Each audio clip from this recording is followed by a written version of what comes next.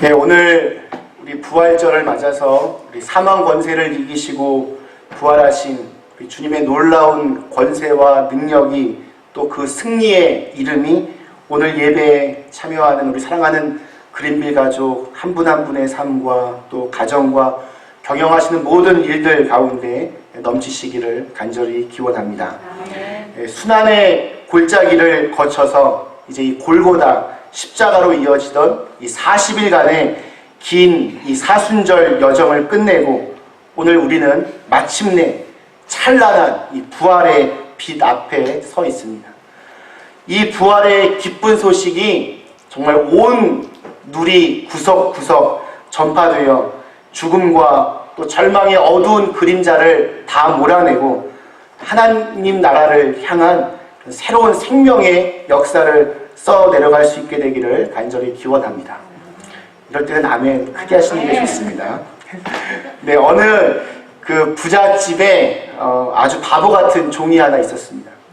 하루는 주인이 이 종을 좀 놀려 먹으려고 이 하인에게 지팡이 하나를 주면서 세상에 너같이 어리석은 놈은 처음 본다.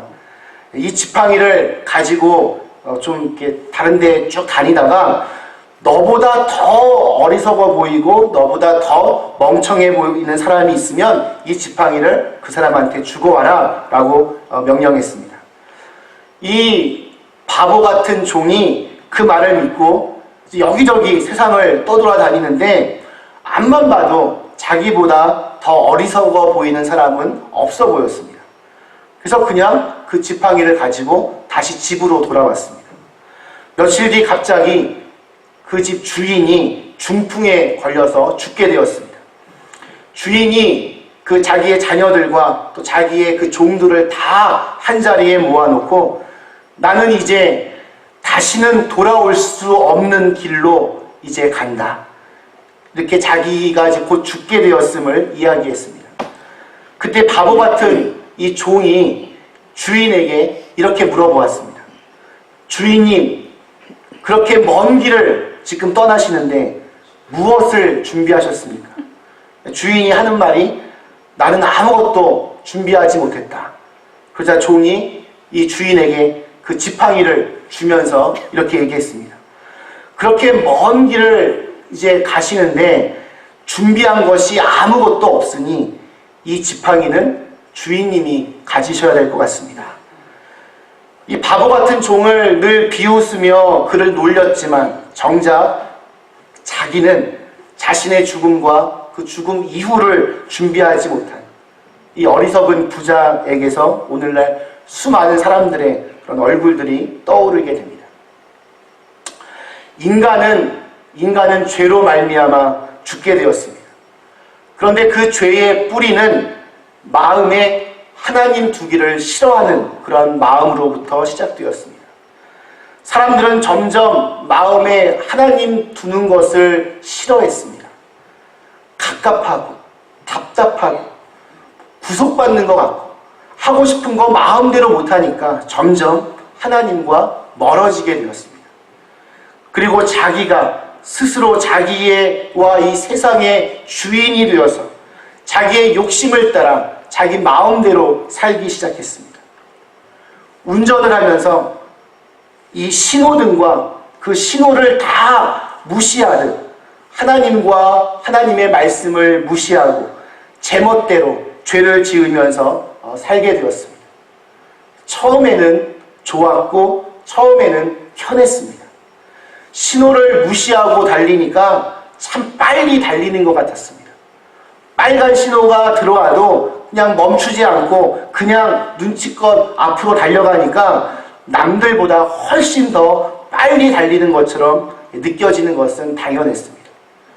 사람들은 하나님의 말씀을 따라 사는 것보다는 적당히 그것을 어기면서 대충 눈치껏 사는 것이 더 효과적이고 더 빠른 지름길이라고 생각을 했습니다. 그러나 결과적으로 그렇지 않습니다. 신호를 어겨서 몇 번은 남들보다 좀 빨리 갈 수 있었겠지만 그로 인해서 교통사고가 더 늘어나게 되었고 전체적으로 이 교통의 흐름이 나빠져서 결국은 그 어느 누구도 빨리 갈 수 없는 꽉 막힌 그러한 세상을 만들어 놓고 말았습니다. 이 모든 결과는 우리 마음에 하나님 두기를 싫어하는 우리의 죄 때문에 일어난 것이었습니다. 우리를 못 살게 하고 우리를 불행하게 하고 우리를 힘들게 하는 것은 우리의 가난 때문이 아닙니다. 경제적으로 가난하면 물론 사는 게 쉽지만은 않고 때론 어려움도 있을 수 있지만 그것은 하나님이 나에게서 멀리 계신 것처럼 느껴지는 어려움과는 비교할 수가 없습니다. 행복과 불행, 또 생명과 사망의 문제는 돈의 문제가 아니라 하나님과 관련된 문제이기 때문입니다. 죄를 지어도 부자가 될 수 있습니다. 죄를 지어도 사람들의 인기를 끌 수 있습니다.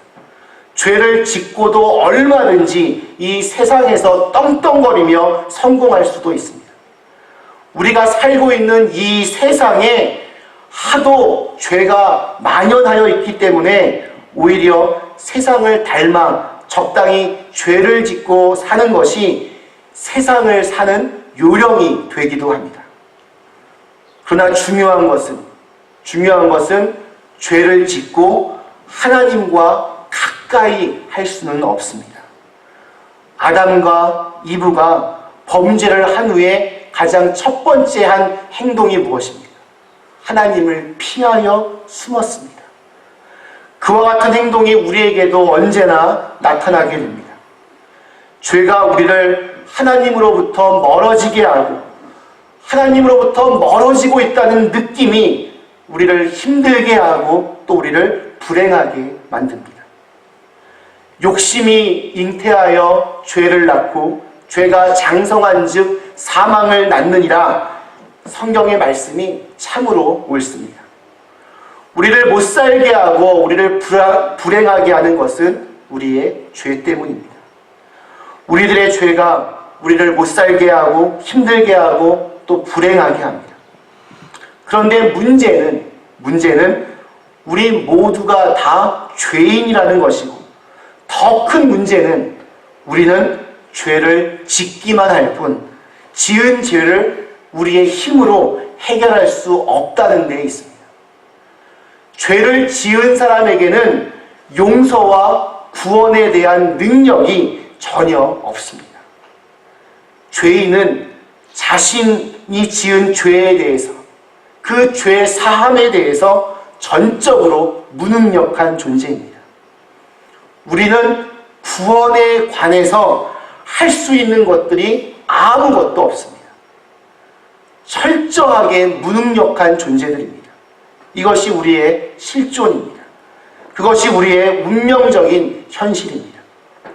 하나님께서 우리를 버리신 것이 아니라 우리가 하나님을 버렸습니다. 옛날에 한 청년이 아주 예쁜 여인을 만나 사랑에 빠졌습니다. 여인은 자기를 향한 그 사랑을 증명해 보라고 청년에게 별을 따달라고 했습니다. 그래서 청년이 별을 따주었습니다. 다시 여인은 청년에게 이번에는 달을 따오라고 했습니다. 이번에도 그 청년은 달을 따주었습니다.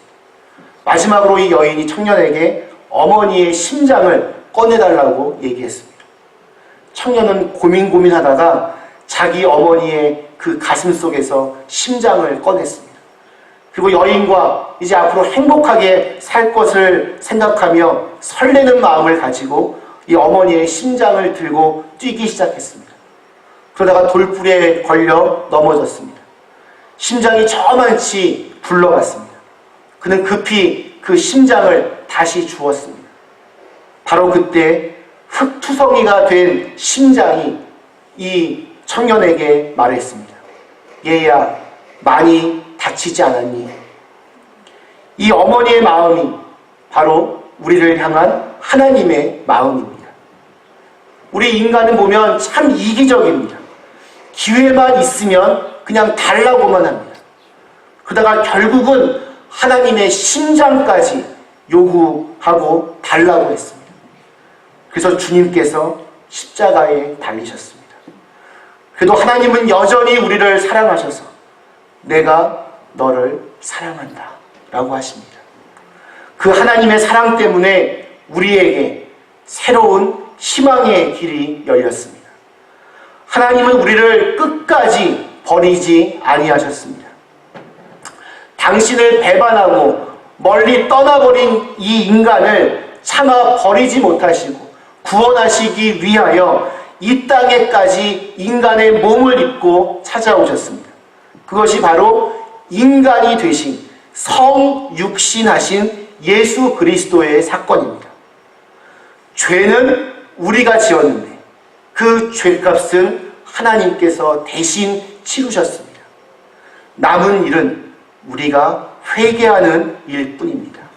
믿고 회개하는 것뿐입니다.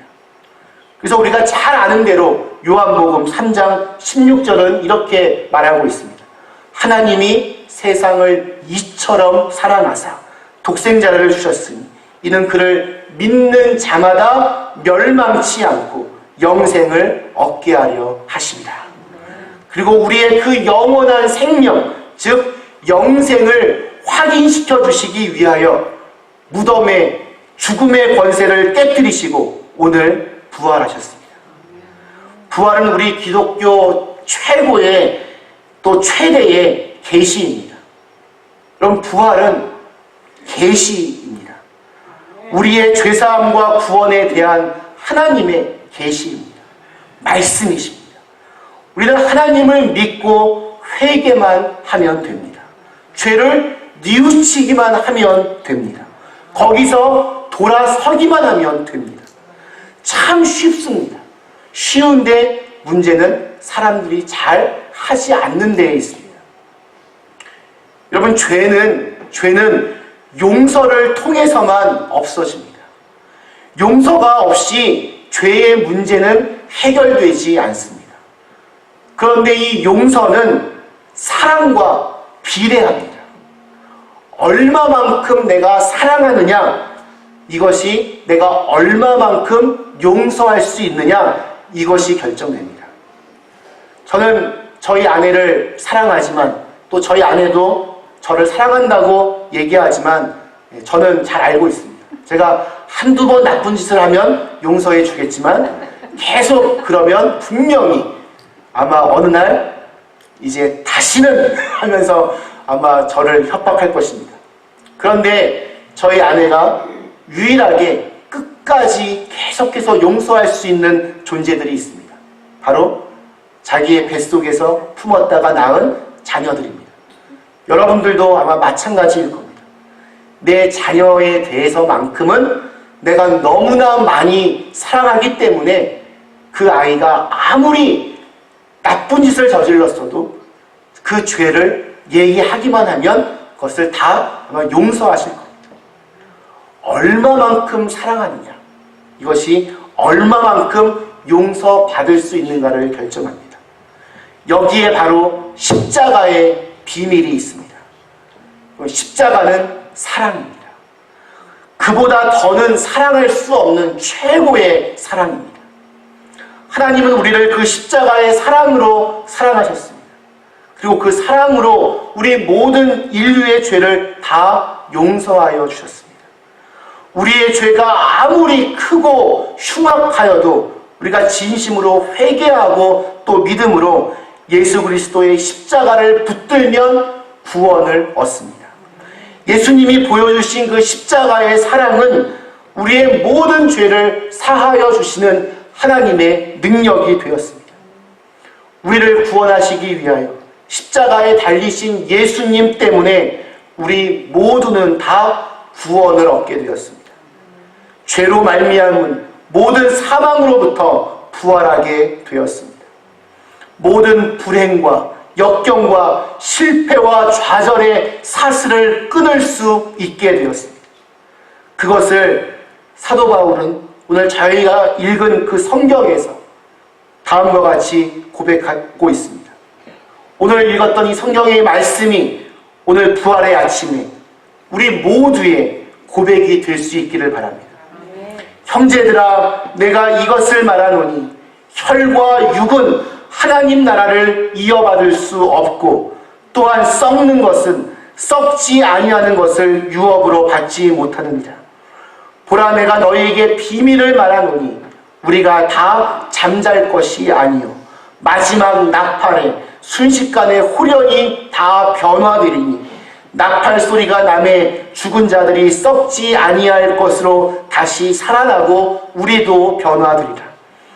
이 썩을 것이 반드시 썩지 아니할 것을 입겠고, 이 죽을 것이 죽지 아니함을 입으리로다. 이 썩을 것이 썩지 아니함을 입고 이 죽을 것이 죽지 아니함을 입을 때에는 사망을 삼키고 이기리라고 기록된 말씀이 이루어지리라. 사망아, 너의 승리가 어디 있느냐? 사망아, 네가 쏘는 것이 어디 있느냐? 사망이 쏘는 것은 죄요, 죄의 권능은 율법이라. 우리 주 예수 그리스도로 말미암아 우리에게 승리를 주시는 하나님께 감사하노니, 그러므로 내 사랑하는 형제들아, 견실하며 흔들리지 말고 항상 주의 일에 더욱 힘쓰는 자들이 되라. 이는 너희 수고가 주 안에서 헛되지 않은 줄 알미라. 사망에 대하여 큰 소리 칠 수 있는 것은 세상에 아무것도 없습니다. 죽음보다 두려운 것은 없습니다. 세상의 그 어느 것으로도 죄의 그늘로 인해 생기게 되는 모든 사망과 죽음과 불행과 실패와 고통을 이길 수는 없습니다. 사망과 불행과 고통과 실패가 원래 우리의 운명이었습니다. 우리는 절대로 그 운명에서 벗어날 수 없었습니다. 지금 우리를 때때로 결박하고 있는 그런 고통과 불행과 역경의 어려움들은 다 그 뿌리가 우리의 죄입니다. 한마디로 말해서 죄의 사슬이고 죄의 결박입니다. 그것은 우리의 운명과도 같아서 스스로 그것을 끊을 수가 없었습니다.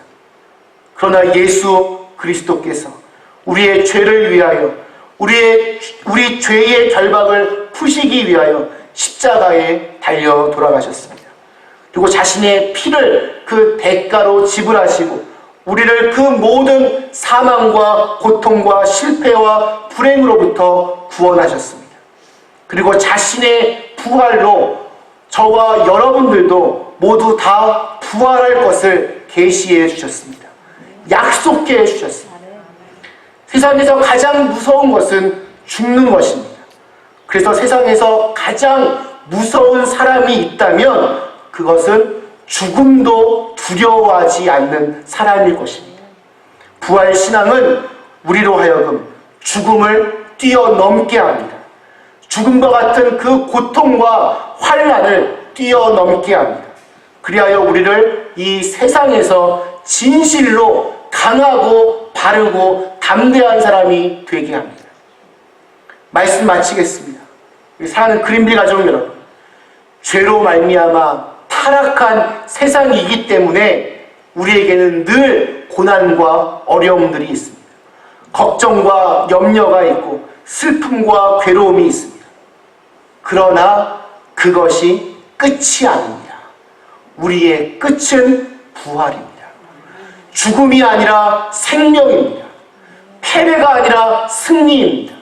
실패가 아니라 성공입니다. 슬픔이 아니라 기쁨입니다. 사망이 아니라 여러분 구원입니다. 언제나 부활하신 주님을 의지하면 주님의 생명이 나타나서 결국 우리를 이기게 합니다. 걱정거리가 생겨도 그것 때문에 낙심하지 않게 합니다. 사람들이 아무리 핍박하여도 버림받지 않습니다. 거꾸러뜨림을 당해도 망하지 않습니다. 부활하신 예수 그리스도를 믿는 것은 머리로 믿는 것이 아니고 학문으로 믿는 것이 아니고 철학도 아닙니다. 논리도 아닙니다. 상상으로 지어서 전해지고 있는 옛날 이야기, 거짓말도 더더욱 아닙니다. 그 부활의 소식을 여러분 마음속에 꼭 담으실 수 있기를 축원합니다. 예수 그리스도께서 부활하셨습니다. 우리도 부활할 것입니다. 예수 그리스도께서 승리하셨습니다. 우리들도 승리할 것입니다. 이 부활의 신앙을 굳게 여러분 붙잡으실 수 있기를 바랍니다. 그리고 이 믿음으로 힘들고 어려운 이 세상에 굴하지 아니하고 꿋꿋하게 담대하게 세상과 맞서서 당당하게 이 세상을 이겨내는 하나님의 자녀가 다 되실 수 있기를 축원합니다.